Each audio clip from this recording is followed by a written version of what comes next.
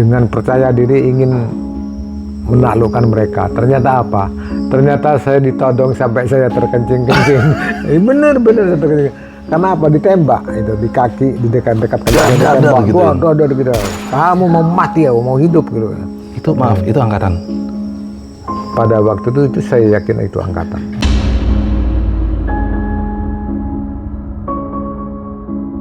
Dia akan bikin sanggongan tuh di atas pohon, Pak, pakai senapan, ditungguin. Tujuannya apa? Karena anjing ini memang salah satu pakan alaminya macan. Dia akan makan anjing. Dan kenapa pakai anjing? Karena di saat kita kan kalau yang namanya nyanggung kadang sampai tidur, Pak. Ngantuk. Iya. Di saat dia diterkam, macan mendekat pun dia udah berisik. Nah, itu akan nerekam si anjing dan dari atas itu akan ditembak si macannya. Dan itu sudah ada orang yang memang standby, ya maaf, nyari uang 50 juta dari itu aja gampang, Pak.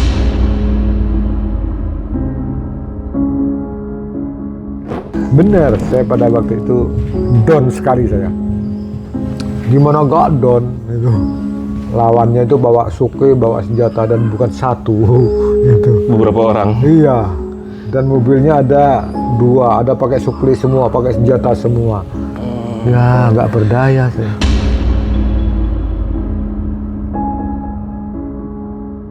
Rai salah seorang ini ya, yang pernah kesini juga, karena kita kesini tuh awalnya juga dari beliau juga tuh.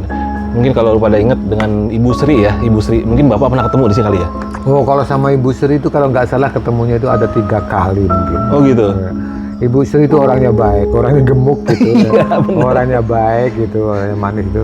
Dia suka ngasih duit.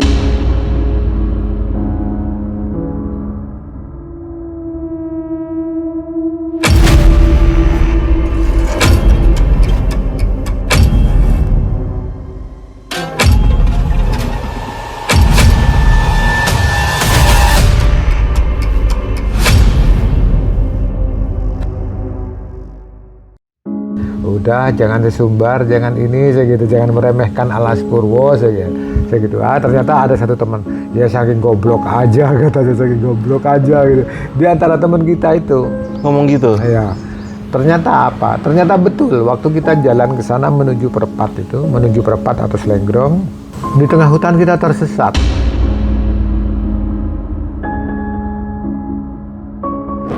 Namanya masjid bersih, rapi, tapi tidak ada manusia. Gitu. Di tengah belantara? Ya, di tengah belantara. Dari pagi hingga sore tidak ada manusia. Kita sempat sholat di situ gitu ya. Jadi ularnya di situ melungker, manjang lagi, melungker lagi, manjang lagi, melungker lagi. Gitu. Besar ularnya. Ya perkiraan kalau kita memperkirakan panjang, nggak tahu berapa panjangnya gitu ya. Tapi bisa dipastikan ini berarti bukan ular bener ya? Saya yakin bukan benar.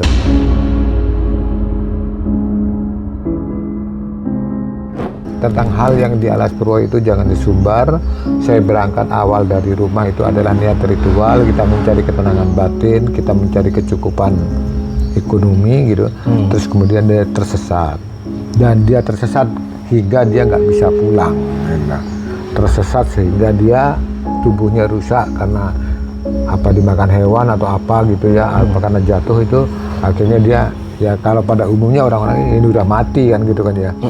Ternyata yaitu badannya udah rusak, dia masih hidup. Ya itu yang sempat ketemu saya itu. Berarti dia masih terjebak di antara 2 alam nih ya? Ya.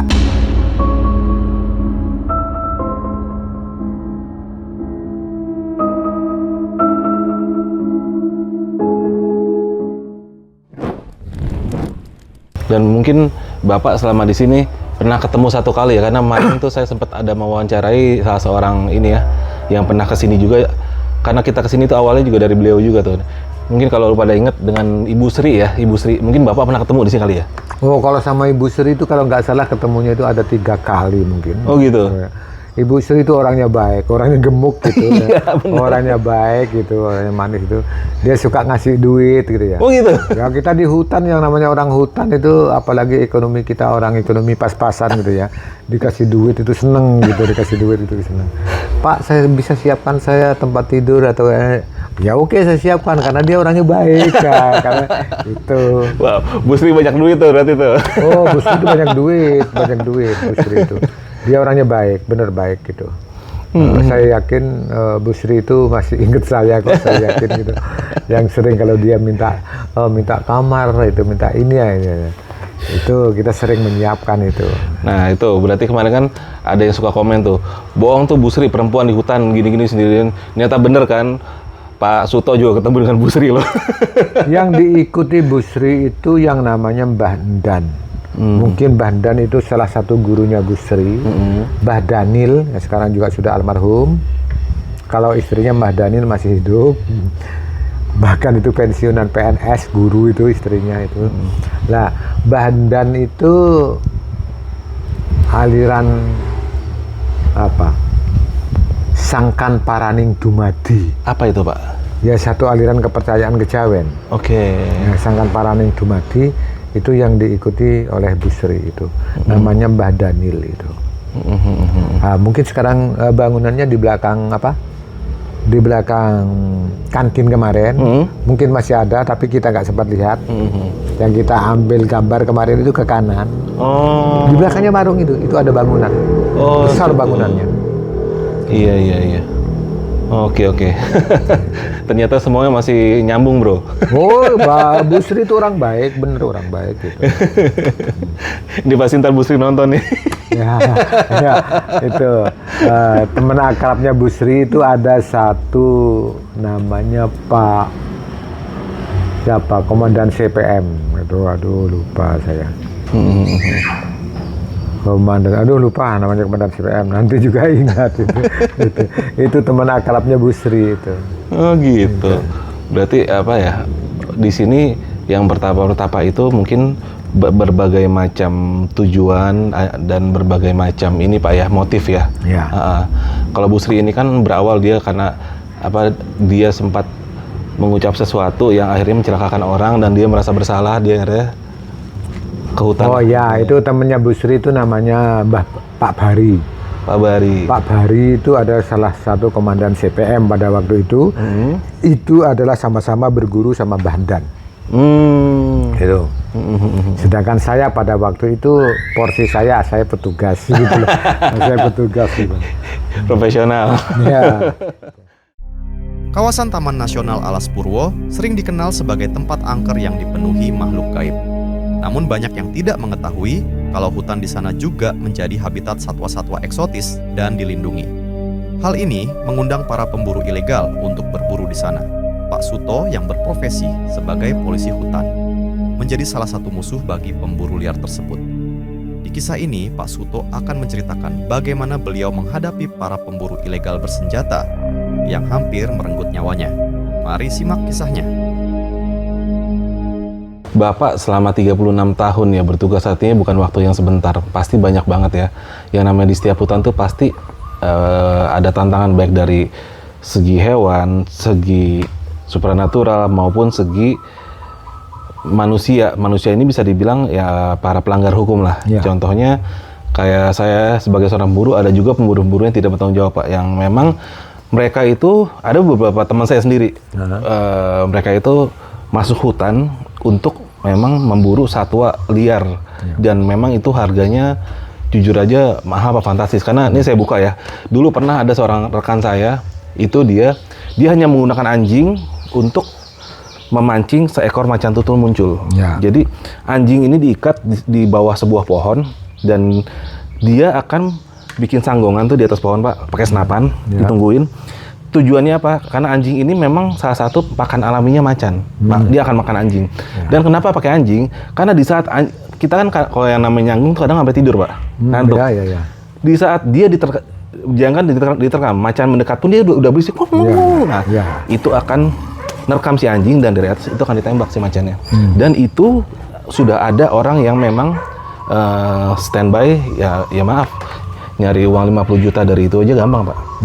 Akhirnya ini menarik oknum-oknum ini. Apakah di sini pernah terjadi perburuan liar seperti itu Pak? Oh pernah.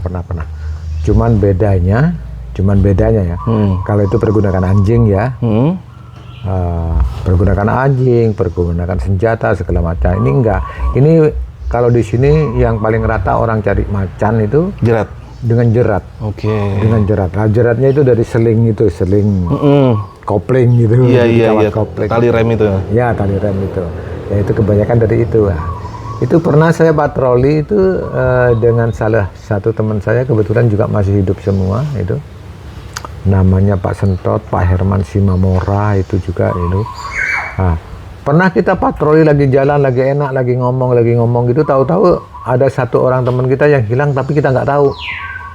Ternyata teman kita yang hilang itu sudah kena jerat.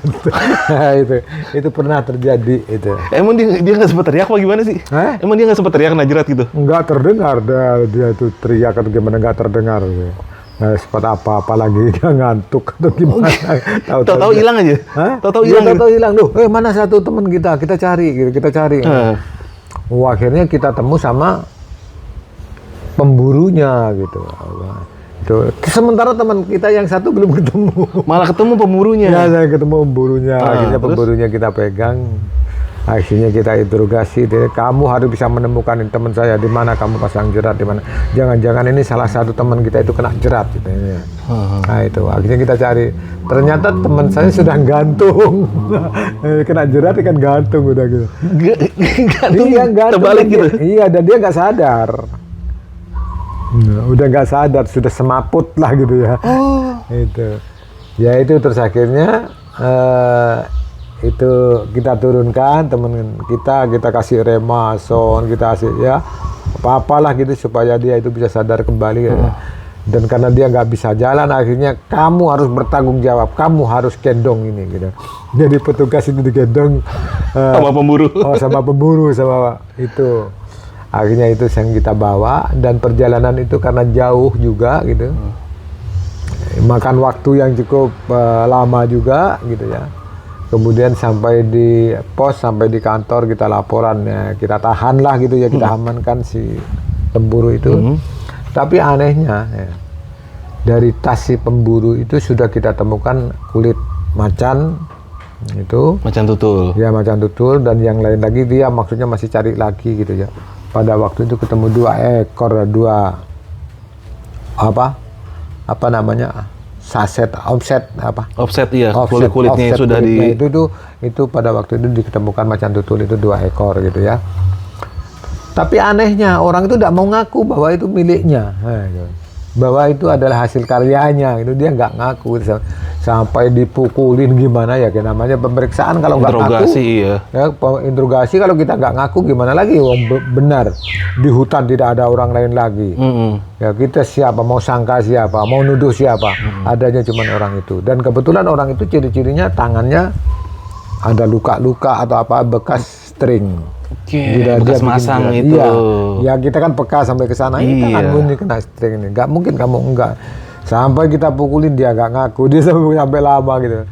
Akhirnya ya pada semacam itu kita diuji bagaimana membuktikan bahwa memang dia yang berbuat. Secara hukum kan dia mengaku, tapi dia juga mau tanda tangan ngaku kan gitu ya. Tapi dia mulutnya nggak ngaku. Bukti-bukti yang lain menguatkan, termasuk string yang ada di tas yang lain, masih ada string itu. Di tasnya masih ada? Masih. Oh, udah jelas dong. Iya, tapi dia nggak ngaku. Batas itu pun juga nggak diakui miliknya dia. Gitu. Punya siapa lagi? Tidak ada rombongan lain lagi. Itu di hutan belantara loh, bukan di hutan tempat wisata loh. Iya, itu. Bener. Nah itu akhirnya ya dengan satu terpaksa kita kadang-kadang pergunakan kekerasan untuk membantu. Akhirnya dia mengaku. Pada waktu itu mengaku itu ya begini kan, kalau sampai ngaku kan nggak sampai kita pentung. Ya pada waktu itu ya dipentung ya, supaya ngaku gitu ya. Ya ada ya pentungnya pakai kayu, pakai sepatu bingkap itu, pakai sepatu yang besar itu, pakai kopel rem itu. Sampai luka-luka juga gitu. Akhirnya mengakulah itu. Disitulah sampai sekarang pun masih ada sebenarnya yang melakukan seperti itu. Yang melakukan itu, tapi lebih tersembunyi dan lebih rapi lagi. Dan menurut pengakuannya tersangka ini sudah berapa ekor yang berhasil ditangkap? Menurut pengakuannya ya itu aja, menurut pengakuannya gitu ya. Awalnya gitu ya. Ternyata dari temen-temennya dari apa itu, wah itu udah sering bawa gitu. Gitu, ya. Gitu. Nah ini Pak, sekedar ngobrol-ngobrol ya. Kalau jadi karena teman-teman saya dulu tuh ada juga yang pemburu-pemburu seperti itu. Jadi mereka itu sudah menyiapkan ini Pak, apa namanya di dalam hutan itu sebuah tong. Tong itu isinya spiritus. Jadi isi perutnya itu dibuang. Di ini dulu dikeringkan dan dipendem sama mereka. Itu disimpan, nggak langsung Pak kayak gitu Pak. Jadi mereka tuh ngelihat, mantau dulu kalau sudah ini aman, kiranya itu baru dibawa. Itu jadi mereka rapi Pak, sindikat. Jadi sudah ada penadahnya dan itu orang luar negeri. Iya. Betul, Itu pun kan? juga gitu. Jadi sudah ada penadahnya, sudah ada penadahnya. Pada waktu itu sempat kita cross check juga ke penadahnya. Siapa tahu di tempat penadah itu juga ada barang bukti yang lain kan gitu ya. Ternyata tidak kita temukan di tempat itu. Tapi jelas penadahnya pun juga biasanya memang ada yang bawa ke sini. Tapi pada waktu itu dia selagi tidak menadah, tidak lagi ada kedapatan barang bukti gitu ya. Jadi dia tidak bisa kita jerat pada waktu itu ya. Cuman dia katanya kan pernah katanya. Pernah, tapi kalau barang buktinya sudah nggak ada, masa kita jerat gitu gimana kan gitu ya. Itu. Nah itu apa ya? Kemampuan, kehebatannya, keberaniannya. Kita ketemu aja takut ya. Kok macan kita taklukkan hanya dengan string itu. Yang paling uniknya lagi teman kita yang lagi terjerat kok nggak bisa berteriak atau apa, langsung tergantung gitu. Masih hidup orangnya sekarang gitu. Kalaupun dicari alamatnya ini gitu ya. Kegantung. Iya. Cuman sayang namanya Pak Herman itu tidak mau pegang HP. Kalau Pak Sentot ada, nomor HP-nya juga ada gitu ya. Gitu. Itu kalau dari cerita Bapak itu kemungkinan penadahnya ini yang kelas grade A Pak. Jadi grade A itu dia kalau yang saya bilang tadi kan ada yang ditembak. Itu otomatis rusak dong. Ya kan? Mungkin bolong entah apanya. Kalau yang menadah seperti itu mungkin request dari luar negerinya itu dia berani bayar mungkin lebih mahal, jauh lebih mahal lagi. Oh gitu. Jadi tidak ada bekas lubang atau apa.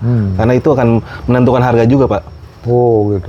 Jadi mungkin dia maunya hidup, entah gimana cara mematikannya sama dia, tapi yang jelas dia nggak mau ada cacat fisik karena itu yang akan dijual.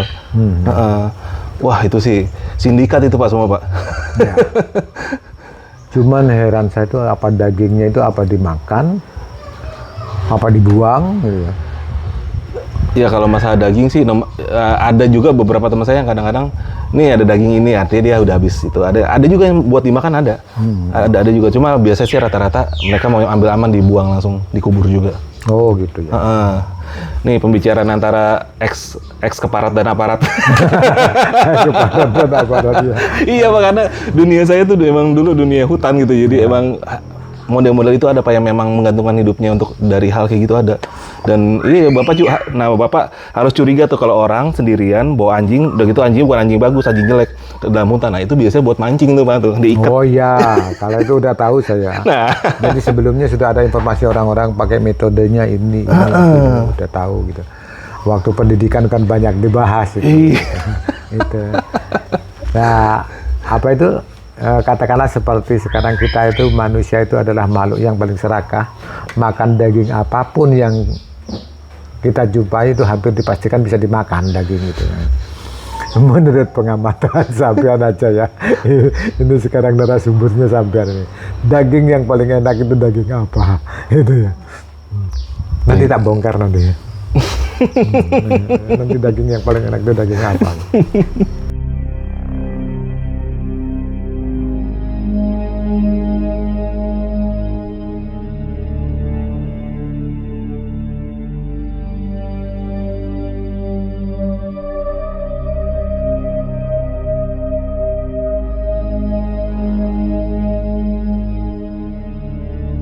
Nah, Pak, ibaratnya Bapak kan sebagai petugas yang mengamankan sebuah areal yang dimana para pelaku pelanggarannya atau pelaku kejahatan ini juga kayak saya pemburu, saya masuk hutan, saya juga pasti bawa senjata.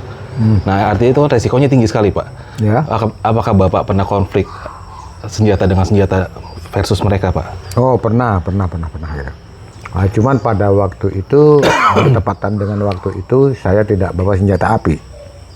Itu jadi saya bawa senjata pentung atau kita parang. Nah, itu pernah gitu. Nah, yang kemarin dengan siapa itu Pak Pramuji itu sempat kita juga ditodong, sempat kita apa kan gitu kan ya. Sampai berani nodong petugas. Ya iya. Kejadiannya gimana tuh Pak? Kejadiannya gimana tuh Pak? Ya kan nanti kita ingin menyergap dia, ingin melumpuhkan dia, tapi kita ketahuan dulu gitu ya, di dalam semak-semak itu dia todong gitu. Ya todong. Dan bahkan pada waktu itu ya dari salah satu teman itu ada yang agak bego juga sih gitu. Akhirnya sampai gulat gitu ya, sampai gulat gitu dengan pemburunya itu. Pemburunya berapa orang? Jumlah seluruhnya saya nggak tahu, lupa gitu ya. Itu sampai gulat, jadi bergulat dia ya, duel gitu. Nah akhirnya kita petugas menang. Akhirnya dia tertangkap pada waktu itu, kemudian diproses di kantor gitu. Pada waktu itu diserahkan kepada penyidik kita gitu. Kita punya penyidik itu namanya PPNS kan gitu kan. Ya itu sudah berlanjut di situ gitu ya. Gitu. Dan banyak lagi kasus-kasus yang lain juga hampir serupa seperti itu gitu. Karena kita menangani masalah itu kan bukan cuma sekali 2 kali atau 1 tahun 2 tahun kan gitu ya. Itu banyak kali yang seperti itu. Saya pernah juga. Saya lagi ingin nyergap, tidak ada 2 kekuatan atau 3 kekuatan. Saya sendiri dengan percaya diri ingin menaklukkan mereka. Ternyata apa? Ternyata saya ditodong sampai saya terkencing-kencing. Bener saya terkencing. Karena apa? Ditembak itu di kaki, di dekat kaki. Ditembak. Gitu. Gitu. Kamu mau mati ya, mau hidup gitu. Itu maaf, itu angkatan. Pada waktu itu saya yakin itu angkatan. Oke. Oknum angkatan ya. Ya. Dan saya dikasih uang. Dikasih uang sama rokok, dan rokoknya masih ingat saya. Rokoknya adalah gudang merah ini ya. Saya dikasih rokok itu, terus kemudian udah jangan macam-macam, kamu melawan saya mati kau gitu. Akhirnya sampai terkencing-kencing bener saya itu. Udah sekarang bosnya kamu punya gawe, ini aku titip, ini untuk bos kamu, ini untuk kamu. Saya dikasih rokok sama uang. Itu dikasih uang, katanya ini kasih ke bos kamu, sekarang punya gawe gitu.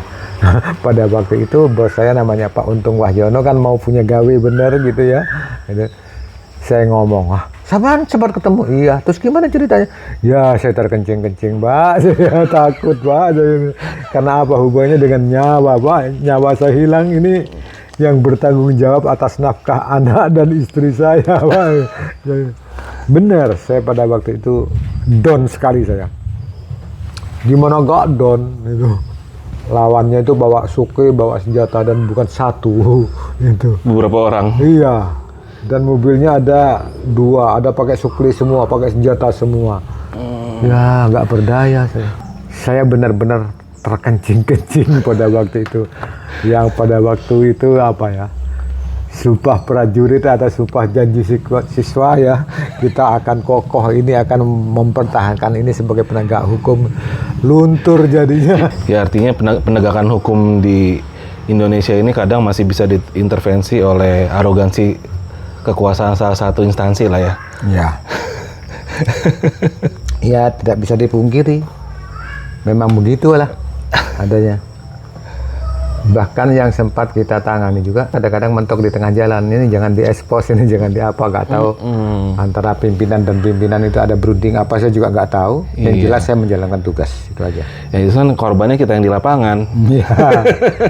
Ya udah dari dulu nggak ada peran yang di depan itu pangkat perwira, nggak ada, pasti itu yang kopral-kopral gitu, pasti kan gitu kan itu. Iya, tapi kan kalau itu mungkin masih agak lebih beruntungnya, ibaratnya masih sama-sama aparat, masih ada hitungan dia pikir panjang ya. Nah kalau ketemunya kalau di Ujung Kulon tuh, saya belum lama Pak di hutan Ujung Kulon, pas kita di sana tuh lagi rame ada ini penjeratan badak Jawa. Oh ya. Pakai tali sling itu Pak, sampai tali slingnya putus itu. Iya. Itu pas kejadian itu kita lagi di sana Pak, dan itu kalau sampai itu ketemu orang itu, saya yakin itu udah sindikatnya udah internasional juga tuh. Saya yakin mereka akan berani nembak Polhut karena bener-bener mereka udah melakukan itu, artinya sudah siap. Sudah siap. Iya, Ya itu. Ya saya katakan tadi itu ada teman saya yang kena jerat juga sampai gantung. Ya itu benar, dia itu udah apa ya? Berkelas yang lebih tinggi lah gitu ya, bukan sekedar pembunuhan biasa. Ya, karena udah buat dia udah ukuran ini mata pencarian gua udah tos-tosan buat dia. Saya bunuh atau saya dibunuh. Ngeri juga Pak ya. Ya. Iya, orang yang begitu tuh biasanya siapapun yang menghalangi dia pun membunuh juga gak akan segan-segan. Benar. Gitu. Benar. Cuma ibaratnya dia kayak yang saya bilang di ujung kulon, dia akan membunuh seekor badak itu cuma mau ambil ujung culanya doang kan, itu aduh. Iya. Apa ya? Iya. Kacau ya orang-orang kayak gitu ya. Padahal itu tinggal berapa ekor di Indonesia. Iya. Tapi kalau badak itu masih banyak kok. Masih ya? Di Sumatera itu masih banyak, badak itu masih banyak. Iya, kalau yang ujung kulon ini kan badak cula 1 ini kan tinggal spesiesnya beda Pak sama yang di Sumatera Pak. Oh iya, beda. Malah kalau nggak salah lebih besar lah. Lebih besar iya, ya. Kalau nggak salah. Dan lebih langka. Lebih langka. Gitu. Oh, sekarang mau ketemu itu 1 minggu kita nyanggong belum tentu ketemu itu. Bener. Gitu. Bener. Itu tali seling itu dia udah kejerat Pak jadinya. Udah kejerat sampai putus tali seling itu. Jadi itu diikat di pohon, niat itu pohon sampai dibor sama ini ya. Gila. Ya walaupun di sini juga gitu, yang saya katakan tadi itu jerat macan tadi juga gitu. Oh gitu? Iya. Tapi padahal kadang-kadang ya, ini kadang-kadang maaf aja. Sebenarnya belum tentu di pohon yang besar, di pohon yang perlu kita bor begitu tuh. Kadang-kadang di ranting yang mentul-mentul tadi itu kadang-kadang dia itu malah tergantung di situ dan sebenarnya tidak kuat sebenarnya gitu. Tapi yang kena jerat sudah tidak berdaya, mau gimana lagi? Ya. Kadang-kadang kayu yang digunakan untuk apa? Senggot itu ya, untuk senggot itu ya. Kadang-kadang kayunya kecil. Gitu. Seperti halnya namanya kayu itu kayu wali kukun, kayu mahoni atau apa itu kecil tapi ulet gitu ya. Gitu. Ya udah, kalau orang kena jerat itu seperti halnya kasus banteng. Banteng itu orang-orang di sini yang paling banyak yaitu pakai sistem jerat itu juga gitu. Gitu. Motifnya sih kalau banteng mungkin daging Pak ya. Ya daging. Ya kalau macan kulit. Ya, iya. gitu. Dan itu kalau kasus banteng ini pernah ada juga yang tangkap Pak. Sering. Oh iya. Sering. Dengan barang buktinya bangkai banteng itu. Iya. Ada yang ditindak secara hukum. Terus kemudian ada juga ya karena orangnya nggak ketangkep, kadang-kadang cuma jadi laporan polisi, jadi apa ya berita acara itu aja. Tapi orangnya melarikan diri. Itu ada juga yang sampai ditindak secara hukum. Gitu. Dan biasanya itu warga lokal atau warga luar sini? Kalau untuk kasus banteng yang daging ini warga lokal. Ya karena motifnya sederhana sih ya. Mereka mau makan daging. Iya, daging itu. Unsurnya ekonomi yang biasa ya, beda dengan macan tadi. Kalau macan itu benar-benar skalanya udah internasional tuh Pak. Ya, tapi itu sampai sekarang pun naluri saya mengatakan masih ada dan lebih canggih, lebih rapi lah, lebih canggih gitu. Karena dimanapun hukum permintaan masih ada, supply akan terus ada. Ya. Oke. Nah, ini dia bro, apa ya bisa kita ambil dari beberapa kasus yang Bapak hadapin di hutan ini. Jadi seorang Polhut itu bertaruh jiwa raga setiap hari Pak ya? Iya, betul.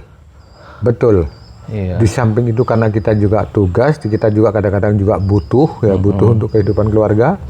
Itu. Dan tidak menutup kemungkinan juga ada ibaratnya di tengah tugas ada godaan-godaan juga dari mereka yang mungkin ya maaf kayak Bapak bilang tadi, orang ditangkap, ya udah Pak lepasin saya kasih sekian, itu kan pasti ada lah godaan. Iya, pasti dan sering saya hadapi. Ya, itulah pentingnya pemerintah tuh buat mensejahterakan ya Pak ya.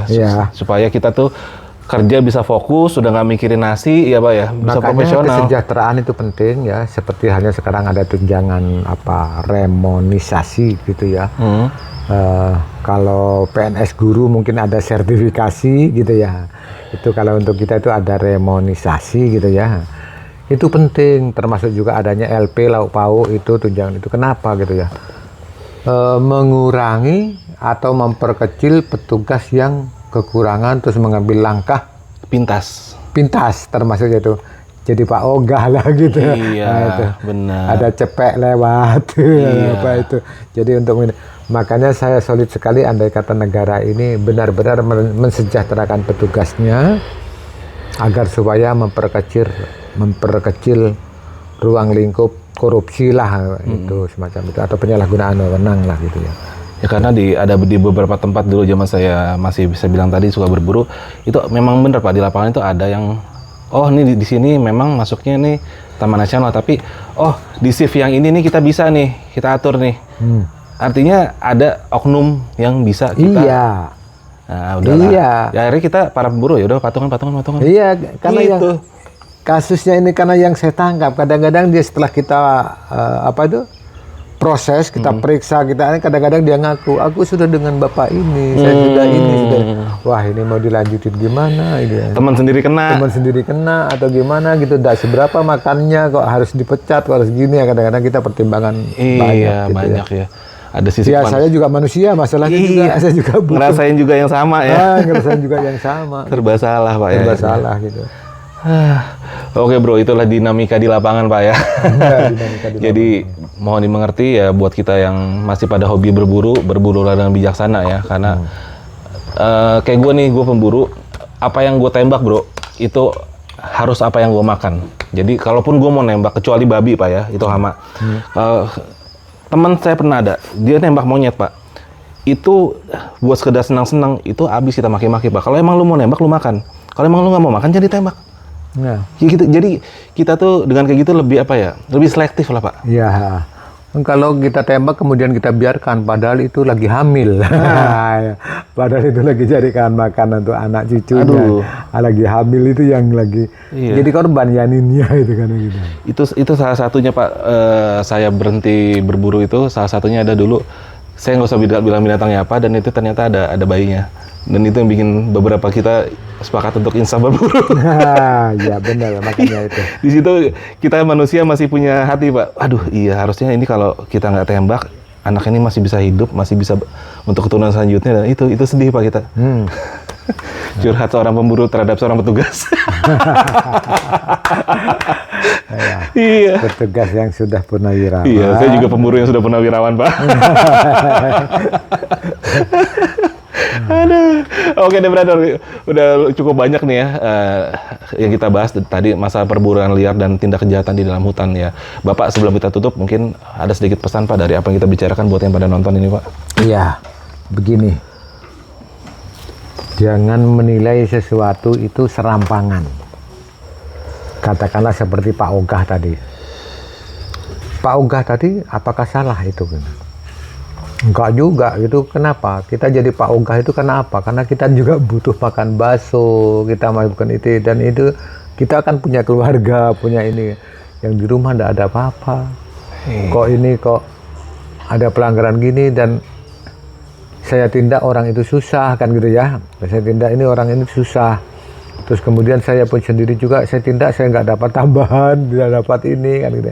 Akhirnya jadi jangan menilai sesuatu itu dari sisi yang negatifnya saja, ada sisi positifnya. Nah, itulah. Betul. Jadi jangan mudah menilai, jangan mudah memutuskan sebelum dari sesuatu yang terpikir dengan matang. Makanya saya selalu meninggalkan 3 pokok: tenang, berpikir, bertindak. Jadi tenang dulu, baru berpikir. Nah, makanya sebelum kita tenang, jangan berpikir dulu, nanti gerusa-gerusu hasilnya, serampangan nanti dia. Tenang, berpikir, bertindak. Orang yang berpikir dari pikiran yang tenang, hasil pikirannya pasti akan jitu. Setelah itu kita bertindak, tidak perlu ragu-ragu. Karena apa? Karena kita tadi berpikir dari hasil pikiran yang tenang.